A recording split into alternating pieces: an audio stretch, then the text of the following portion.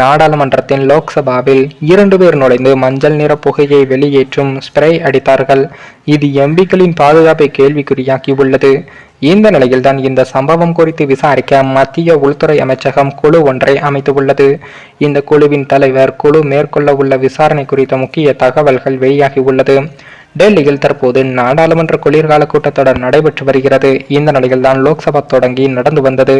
மதியம் சுமார் 2 மணி அளவில் திடீரென்று 2 பேர் பார்வையாளர் மாடத்திலிருந்து லோக்சபா அரங்குக்குள் குதித்தார்கள். மஞ்சள் நிற ஸ்ப்ரே அடித்தார்கள். இதனால் பரபரப்பான சூழலும் ஏற்பட்டது. இதனையடுத்து எம்பிக்கள் துணிச்சலாக அவர்களை பிடித்து தர்ம அடி கொடுத்தார்கள். மேலும் இருவரும் பாதுகாவலர்கள் மூலம் டெல்லி போலீசில் ஒப்படைக்கப்பட்டனர்.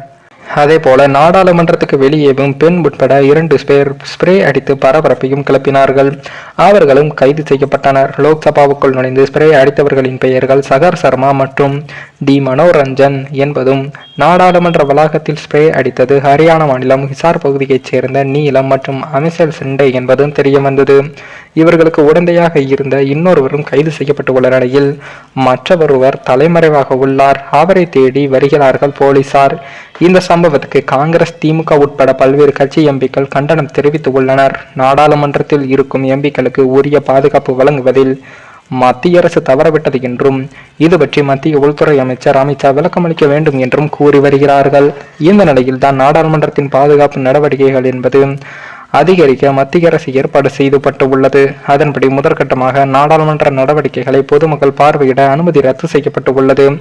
இது ஒருபுறம் இருக்க, மத்திய உள்துறை அமைச்சகம் சம்பவம் குறித்து விசாரணை நடத்தி அறிக்கை தாக்கல் செய்ய அதிரடியாக உத்தரவிட்டு உள்ளது. அதோடு விசாரணைக்காக தனிக்குழுவையும் அமைத்து உள்ளது.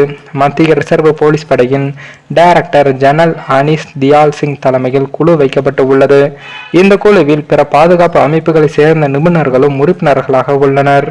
இந்த நிலையில் தான் தற்போது நாடாளுமன்றத்தில் தாக்குதல் நடத்தப்பட்டது நாடு முழுவதும் அதிர்ச்சியையும் பரபரப்பையும் ஏற்படுத்தியுள்ளது.